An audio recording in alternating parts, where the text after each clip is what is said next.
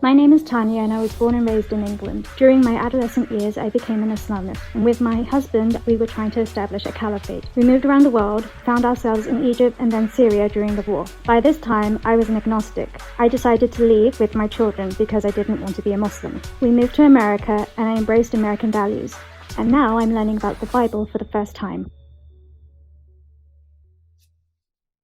So actually, it leads, like what that life leads quite well into the sort of segue, because verse 12 says, right, he's gone through all of the how, what's wrong with the world, how a person is saved, and we get to the so what.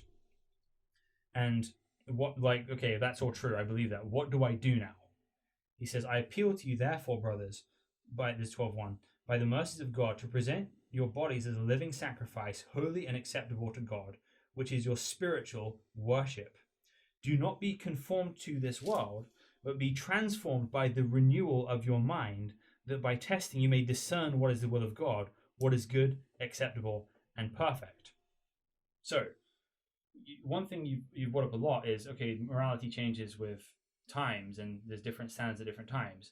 And what this is saying is, actually, do not be conformed to the standards and rights and wrongs of your time, but find what's actually true and be conformed to that. And it's not a simplistic thing like, hey, here are the rules. It says, discern what is the will of God, what is good and acceptable and perfect.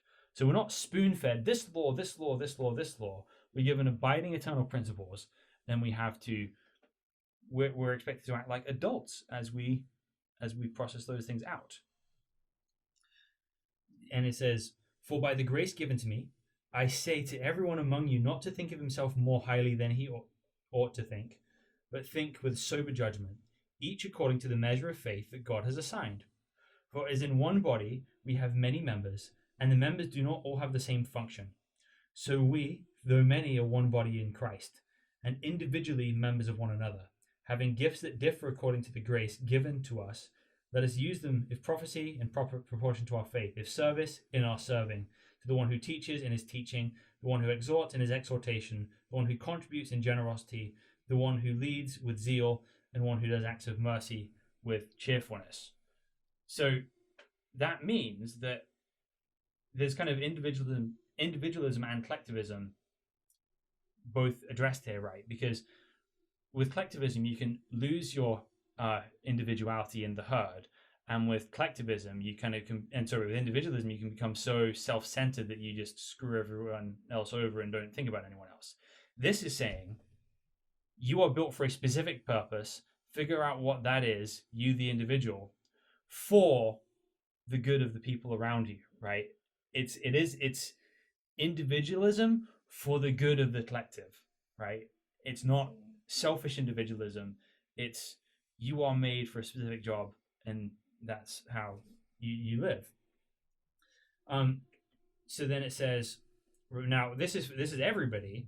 Let love be, verse 9 says, let love be genuine, abhor what is evil, hold fast to what is good, love one another with brotherly affection, outdo one another in showing honor. Do not be slothful in zeal, be fervent in spirit, serve the Lord, rejoice in hope, be patient in tribulation, constant in prayers, contribute to the needs of the saints, and seek to show hospitality.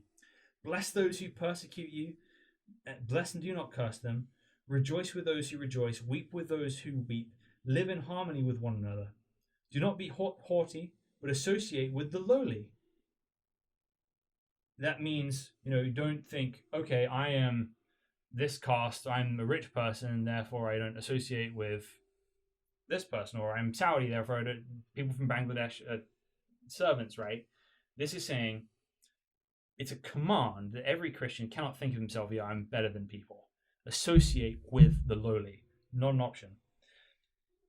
Repay no one evil for evil, but give thought, again, treating you like an adult, right? It's not giving you an index of cards to memorize and say, okay, this Wednesday is this. Give thought to do what is honorable in the sight of all. If possible, so far it depends on you, live peaceably with all.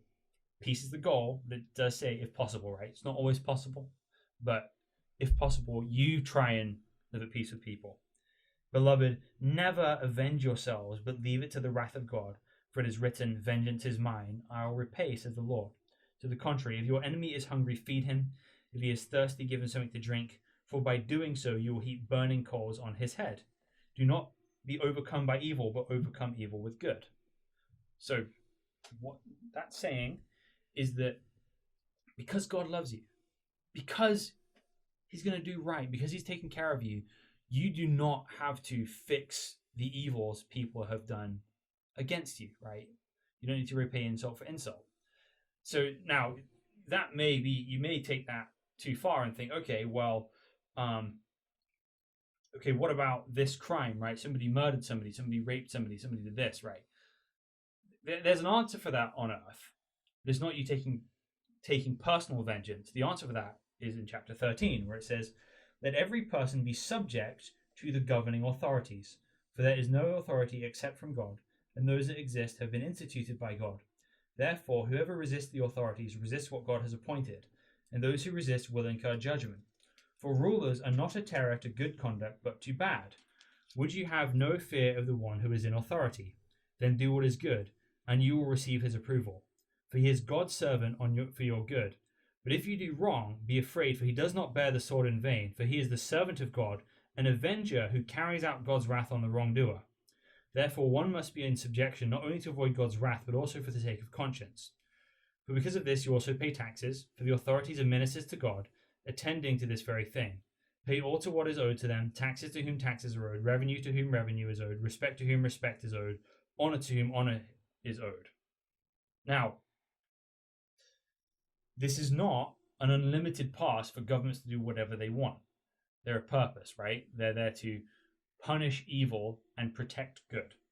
Right? It doesn't serve the people, right? So this is the separation between church and state, because to the church, the individual, Paul says, never avenge yourself. To the state, he says, when something awful has been done, the state's job is to avenge the evil that is done, right? So church has a job, state has a job. Both ultimately will answer to God for the job they do, but those jobs are different. Therefore, again, separation of powers, different spheres of authority.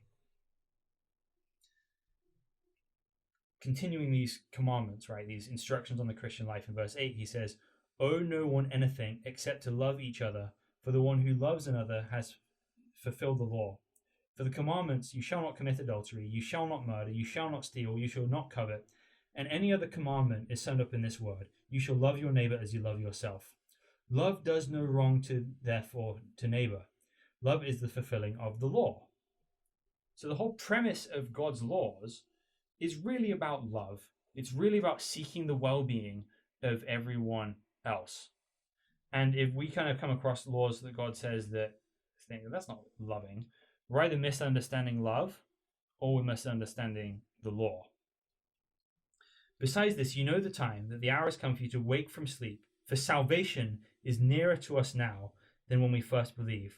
The night is far gone, the day is at hand. So then let us cast off the works of darkness and put on the armor of light. Let us walk properly in the daytime, not in orgies and drunkenness, not in sexual immorality, not in sensuality, not quarreling and jealousy, but put on the Lord Jesus Christ and make no provision for the flesh to gratify its desires. Then in verse 14, in chapter 14, I'm going to summarize this. It talks about different people have different convictions about like minor issues, right? So some people thinks you should do Sabbath day on a Saturday. Others think you should do it on a Sunday. Some people think you should celebrate this holiday. Some people think you should drink no alcohol or eat no meat. And what it says is that have mercy and be patient on people with different things, and don't pass judgment on each other with things that don't matter, right? Live peaceably with people with different opinions on unimportant issues. It's not saying you can't know what's wrong or what's right, but it's saying don't be a jerk about it. So, and it says the commands you obey or don't obey, right, is for the sake of building up other people. So in another place, Paul says that he doesn't eat. He keeps some food laws when he's around the Jews because he doesn't want to cause a stumbling block to them, and he doesn't have to keep those laws when he's around the Gentiles, right? And he never pretends he has to keep them with the Jews, but just to avoid offense, he wants to remove distraction because of minor issues and focus on the most important things, which is growth. So he summarizes this in the beginning of chapter 15 and 15:1. He says, "We who are strong have an obligation to bear with the failings of the weak and not please ourselves. Let each of us please his neighbor for his good, to build him up. For Christ did not please himself, but as it is written, the reproaches of those who reproached you fell on me. For whatever was written in former days was written for our instruction, that through endurance and through the encouragement of the scriptures we might have hope.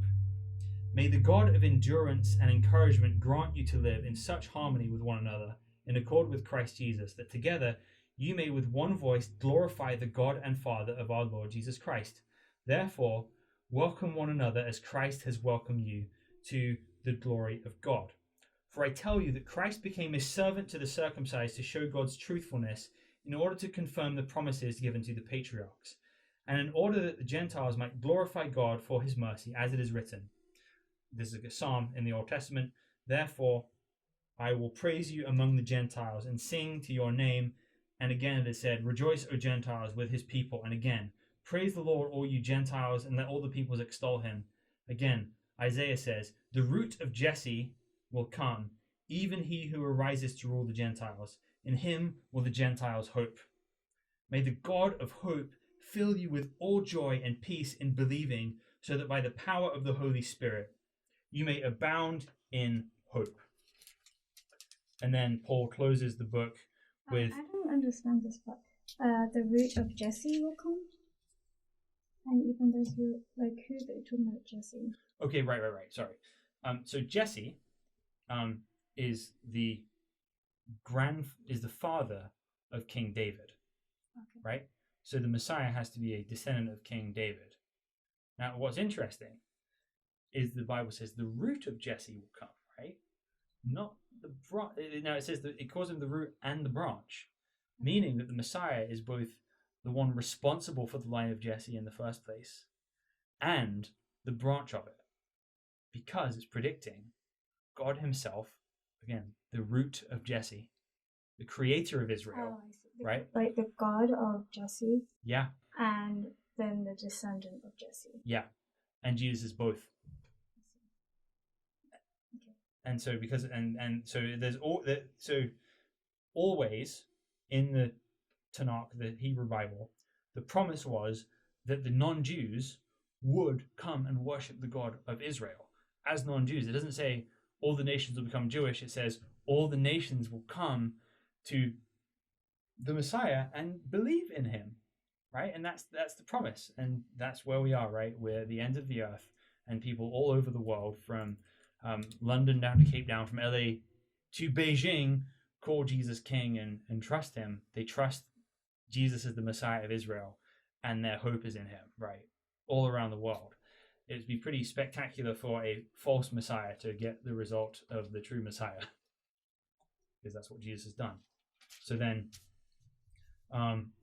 Paul basically talks about his plans to visit Rome, to come see them in person and do work there. So he kind of tells them he's going to come and tell them some people he wants to say hi to. And then the last paragraph in chapter 16, verse 25, it says, "Now to him who is able to strengthen you according to my gospel and the preaching of Jesus Christ, according to the revelation of the mystery that was kept secret for long ages, but has now been disclosed, and through the prophetic writings has been known to all nations, according to the command of the eternal God, to bring about the obedience of faith to the only wise God, be glory forevermore, through Jesus Christ.